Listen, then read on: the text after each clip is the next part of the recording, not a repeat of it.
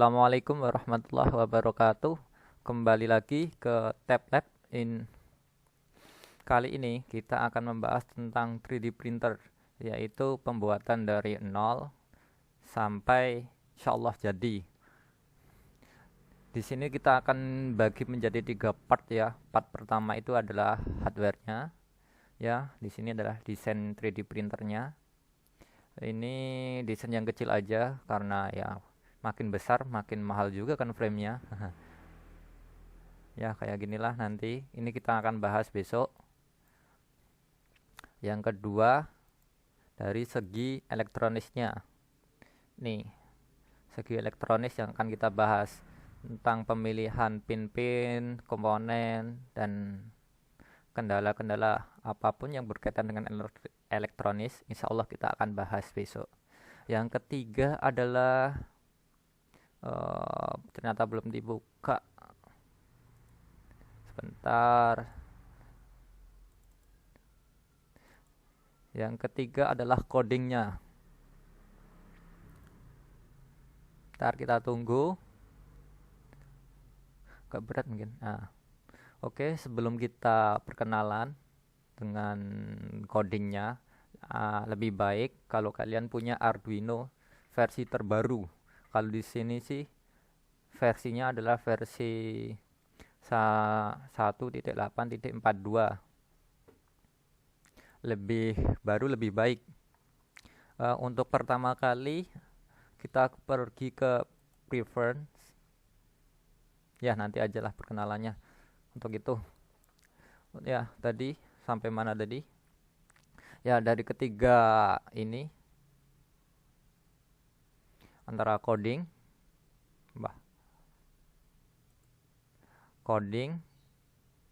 ini codingnya terus elektronis dan desain. Kita akan bahas yang pertama kali adalah tentang ininya, codingnya. Mengapa? Karena ini yang paling mudah, paling murah, dan tidak membutuhkan biaya yang banyak. Cukup di depan laptop dan ada software Arduino dan data sheet yang mendukung bisa dilakukan. Oke, yang seperti yang tadi untuk Arduino-nya silahkan download dengan versi yang terbaru. Nah, untuk pertama kali mungkin untuk menyamakan persepsi atau codingnya, file terus pergi ke preference. Di sini kalian atur display line supaya kita bisa melihat barisnya agak lebih enak. Kalau saya sih gitu lebih enak ada angka-angkanya. Yang kedua adalah ini enable code floating. Ini digunakan untuk melipat nanti. Kalau coding kalian udah panjang itu agak susah, agak scrollnya agak lama kalau nggak dilipat. Terus oke aja. Langsung masuk aja ke pembahasan pertama. Pembahasan pertama sih kan di sini ada banyak nih, ada button, ada fungsi panggil, terus pembacaan G-code. Tadi fungsi melipat tadi untuk ini nih lebih enak kan, cetik. Udah nggak kelihatan semua kan. Nah, terus fungsi menampilkan, terus fungsi pergerakan stepper, fungsi untuk mencetak ke LCD-nya, fungsi untuk membaca G-code-nya dari SD card. Ini untuk auto resume-nya. Jika terjadi nanti semisal kita udah ngeprint dengan presentasi yang banyak atau ngeprint yang udah waktu lama tiba-tiba mati listrik, kan nggak lucu kan kita mengulanginya. Makanya kita buat auto resume supaya dia bisa mengulangi dari titik terakhirnya ketika listriknya udah hidup lagi. Yang ketiga adalah SD card-nya sendiri. Pembacaan tentang SD card nanti ini agak lama karena mungkin agak keluar dari coding ini pembahasannya, tapi enjoy lah, nikmati aja. Yang sebelahnya adalah jalur SPI yang digunakan untuk komunikasi antara Arduino sama si SD cards. Yang selanjutnya adalah thermalnya. Di sini adalah untuk mengatur tentang thermal, yaitu suhu, pengaturan suhu yaitu nih Tbet sama Tenocell, sedikit tambahan untuk fun-nya sih ya. Pertama kita coba gabung aja. Ini udah versi ke-7 yang saya buat, yang artinya udah 7 kali dalam masa revisi. Insya Allah ini mungkin semoga ya terakhir saja, tapi tidak menutup kemungkinan jika ini akan lanjut ke versi yang lebih baik. Karena versi ini pun saya akui masih ada kendala juga. Oke, untuk yang pertama kali di sini coding, kita akan bahas dari ini aja dulu lah. Ini aja aku yakin udah agak banyak nanti. Nih, dengan sampai sini aja dulu. Ya nih.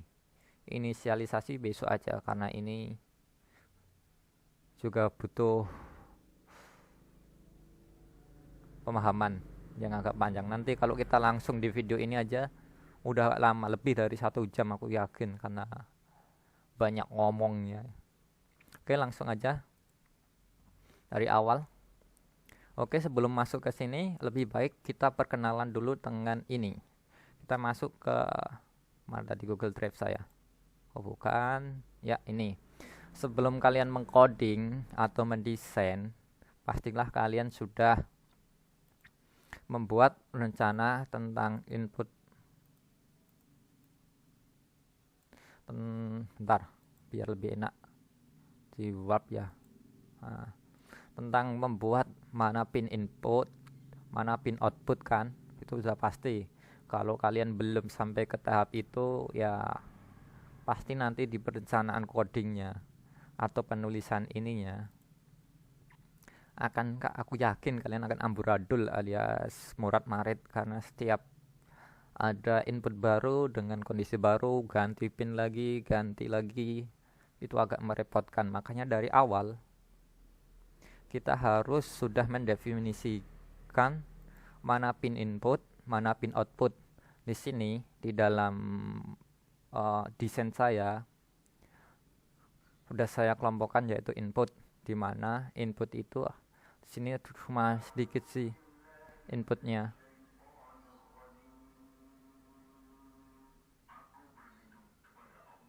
Oke, cukup sekian dulu karena hari ini hari Jumat.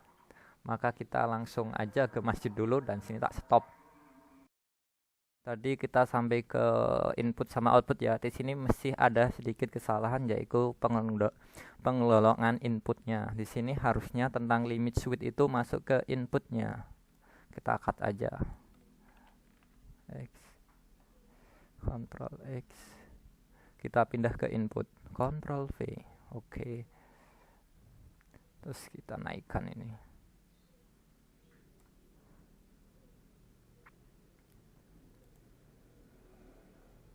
Oke, udah. Oke, mohon maaf sebelumnya untuk program ini belum bisa ditampilkan gambaran besarnya atau istilahnya flowchartnya, karena emang dari awal ini pembuatannya itu ibaratnya cuma ada masalah ini tambah ini, terus setelah ini ngapain. Secara akademis sih belum ada flowchartnya, kurang enak juga gitu kalau secara bagi orang yang ingin belajar nggak ada flowchartnya, itu juga nggak enak banget kan, nggak bisa melihat keseluruhan sistemnya gitu loh. Apa lagi ini, iklan lagi. Oke, kita kembali. Insyaallah sih saya tidak menjanjikan, tapi insyaallah besok rekaman berikutnya sudah bisa ditampilkan untuk flowchartnya. Kita sampai mana tadi? Sini dah. Ini untuk input dan outputnya sudah saya kelompokkan menjadi seperti ini. Untuk di rangkaian saya, untuk inputnya ada berapa ini? 1, 2, 3, 4, 5, 6, 7, 8, 9. Ada 9 input. Di antara di sini ada input yang biasa dengan input yang tidak biasa. Maksudnya input yang tidak biasa adalah input yang harus dia siap dalam kondisi apapun, dimanapun program itu berjalan. Seperti input kayak R ini maksudnya rotasi ya, kan biasanya di 3D printer itu ada yang tombol, ada yang rotary switch. Nah ini rotary switch-nya satu aja di sini karena yang dibutuhkan cuma satu saja untuk menangkap gerakan rotarinya. Ada dua interrupt di sini, yaitu dengan tombol buttonnya. Ini fungsi khusus yang dimana input khusus maksudnya, yang dimana dia harus siap sedia dimanapun. Yang lainnya sih kayak input TPT nozzle, untuk input thermal nozzle, limit switch. Ini sih menurut saya tidak perlu input khusus karena memang dia bekerja di loop tersendiri yang selalu aktif di loop itu. Jadi selain di loop itu nggak berfungsi gitu loh. Misalkan limit switch X, dia hanya akan berfungsi ketika dia auto home. Si X itu si aksis X itu auto home. Setelah auto home kan dia tidak difungsikan lagi kan. Gitu maksudnya. Sedangkan untuk pin outputnya ini di banyak, ada fan, ada bed, ada nozzle. Di sini adalah micro stepping, nggak kelihatan ya.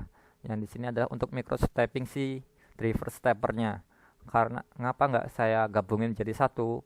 Takut saya nanti dalam beberapa coding atau beberapa software yang kita desain sendiri kan, biasanya harus ibaratnya bisa mandiri gitu loh. Kalau kita satukan, nanti misalkan si aksis X sama aksis Y itu butuh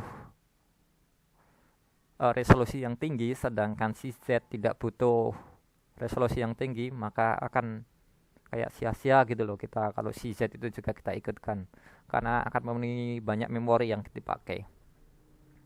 Terus enable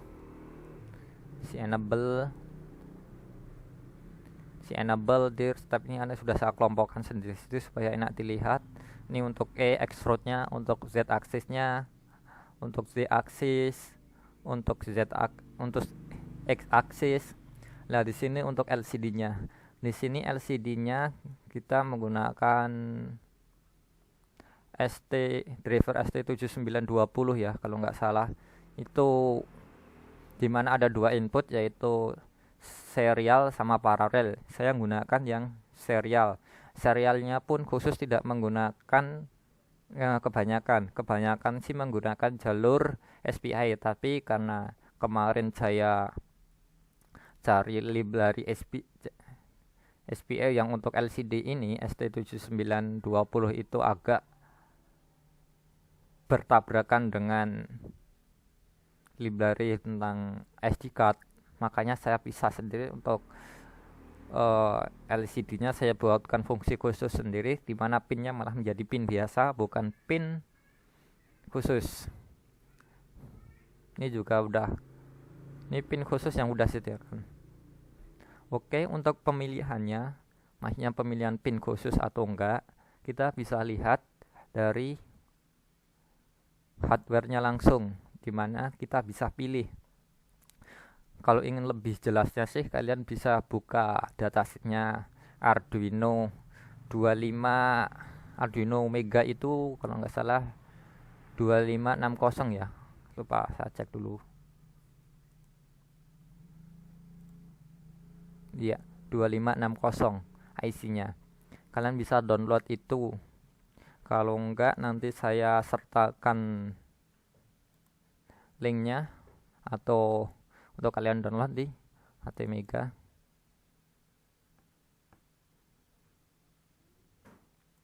Nah, sini kalian baca sendiri. Ini untuk AVR-nya. Untuk lebih jelasnya ya, kalau saya sih di sini cuma untuk singkat saja, karena nanti kalau kita bicara tentang pin-pin di sini agak banyak juga. Maksudnya kalau ingin lihat lebih detailnya silahkan lihat di datasheetnya. Kembali ke sini, kita bisa melihat ini pin khusus atau enggak sih. Dilihat di sini aja lah, pasti ada keterangannya. Misalkan tadi kita pin interrupt kan, pin ini. Nah, interrupt kan, pin R0 ini, R1 ini gunakan pin interrupt.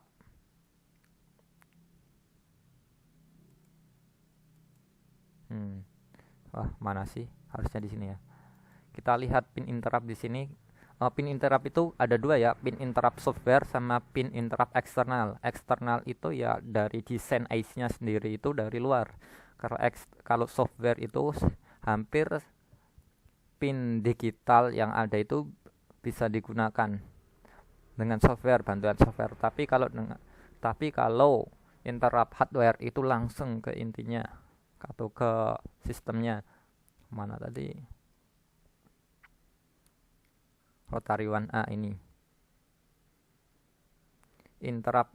Nah, ini kan ada Rotary 1 pin PE4,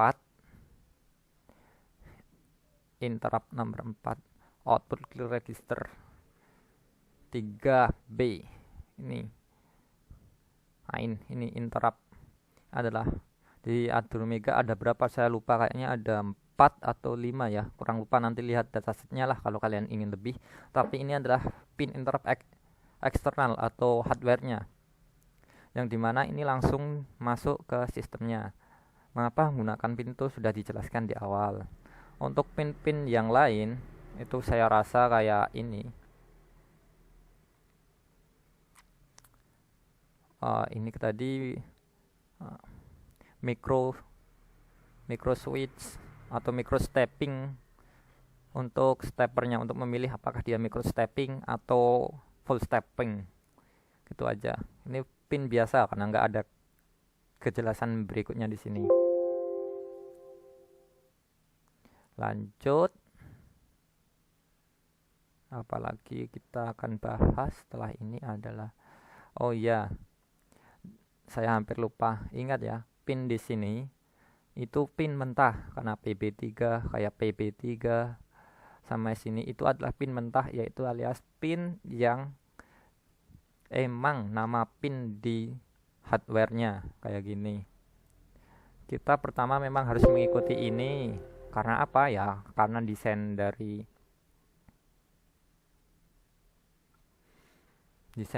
hardware-nya gitu.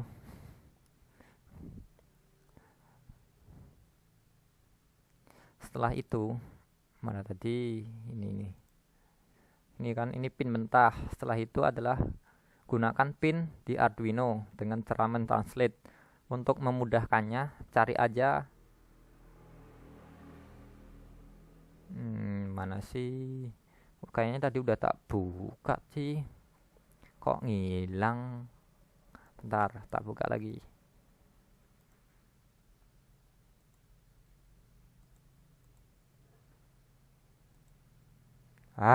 Banyak amat sih.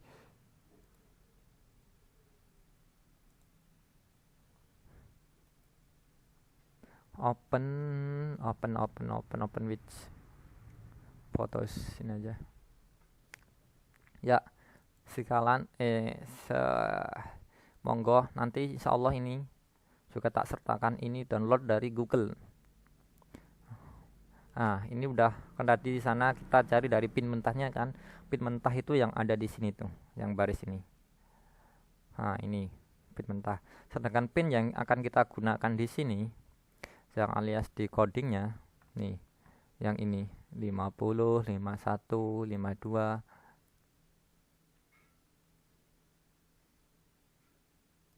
Itu pin yang ada di sini. Jadi kita translate dulu pin yang ini, kita tampung, terus kita translate ke pin yang ini. Silahkan cari datasnya di Google, udah banyak yang kok. Oke, kita lanjut langsung masuk ke ininya. Pertama-tama kita di sini ada include EEPROM.h. Untuk apa ini? EEPROM di sini adalah fungsi yang ada di AVR sendiri yang difungsikan untuk menyimpan secara permanen. Maksudnya permanen di sini adalah ketika dia mati listrik atau kehilangan daya, data yang disimpan di EEPROM itu masih tetap ada. Sehingga saat dia nyala, data-data itu bisa kita akses kembali untuk untuk auto resume-nya tadi, supaya bisa lanjut ke titik terakhir. Dari pihak Arduino sendiri sih, Arduino IDE-nya udah menyediakan library-nya, tinggal kita pakai aja. Ini tidak perlu install atau download, memang ada dari IDE-nya. Yang kedua, define. Mengapa kita menggunakan define, enggak string atau integer atau ball? Karena menurut saya define itu adalah fungsi di mana dia bisa menentukan tipe apa dirinya sendiri. Misalkan gini maksudnya, ini kan tipe kaki kan, berarti dia tipe nomor integer. Jadi bisa langsung dia bahwa CS ini adalah tipe integer, CS langsung menuju integer. Sedangkan di sini kita ada define CS enable digital rate as low. Ini adalah sebuah fungsi mikro. Jadi dia bisa langsung mendefinisikan bahwa ini adalah sebuah fungsi. Terus gimana terus menulisnya? Tulisannya sih agak mudah kan, tinggal define sebagai ada pagarnya. Terus CS ini nama fungsi kita, nama yang akan kita berikan. Untuk penamaan sih kalau saya sih usahakan nama-nama yang mudah diingat dan berhubungan dengan fungsi-fungsi tersebut. Misalkan CS kan chip select yang digunakan untuk memilih saat SPA kan. Di jalur SPA kan ada biasanya chip select. Dan biasanya pasti ada chip select karena untuk memilih SPA nomor 1, SPA 2. SPA yang dikirim ke data 1 atau kedua. Terus RS clock. Nah, ini STK, MISO, MOSI. Nah, misalkan yang saya maksud tadi adalah sini. Enable X, Step X, Direction X, Limit Switch X. Sebenarnya penamaan ini adalah untuk memudahkan kita. Walaupun kita ganti di sini ganti ayam, bebek, itu no problem, nggak masalah. Tapi kalau sudah masuk ke nanti makin lama makin besar, saya jamin kalian pasti bebeknya lari kemana-mana dan ayamnya lari kemana-mana. Untuk penamaan, untuk urutan atau ini nggak perlu urutan tertentu atau urutan khusus, selama kalian bisa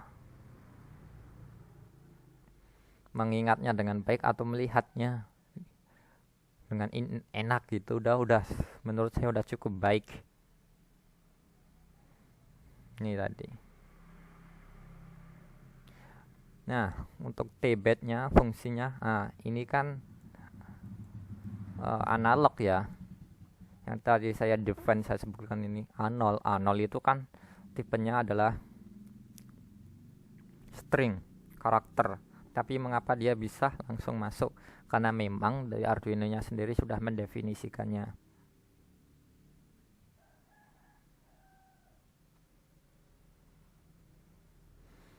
Angka yang di sini itu ingat ya, di sini ada spasi ya. Di sini define spasi, terus namanya, nama fungsi yang akan kita gunakan, terus akhirnya adalah fungsinya sendiri. Nama fungsinya ya ini. Sini fungsinya alias nomornya. Ini pin digitalnya ya, bukan pin yang ada di sini tadi. Bukan yang ini ya, tapi yang ini ya, yang dimasukkan pin yang ini ya. Tulis saja 63, jangan D-nya jangan dimasukin, nanti malah nggak fungsi tadi. Karena di library Arduino sendiri nggak menyediakan nama D. Tapi nanti kalau kita lihat ke kayak apa ya, mikro yang lain kayak ESP32 itu D-nya pasti harus diikutin karena memang dari minta untuk D-nya diinklutin. Jadi ada spasi di sini sebanyak apapun itu nggak berpengaruh, tapi harus ada satu spasi minimal. Kayak gini tuh nggak berpengaruh. Mungkin cukup sekian dulu untuk yang ini, karena saya rasa untuk ini tidak begitu krusial, maksudnya bukan ya begitu krusial, sangat krusial sih. Sebelum saya tutup, mungkin ada baiknya saya tambahkan sedikit. Untuk apa ya tambahnya, tapi nggak ada ya. Ya udah cukup sekian aja lah, kita nanti masuk ke babak berikutnya atau parts berikutnya, tapi masih di season 1 yang tentang coding, yaitu yang di bawahnya ini. Kenapa harus dia tipe ini, mengapa harus tipe ini, nah, itu kita bahas berikutnya. Dan semoga ini juga bisa masuk. Oke. Untuk cukup sekian, terima kasih. Jika ada salah mohon dimaafkan, jika ada kelebihan yaitu datangnya dari Allah Ta'ala. Assalamualaikum warahmatullahi wabarakatuh.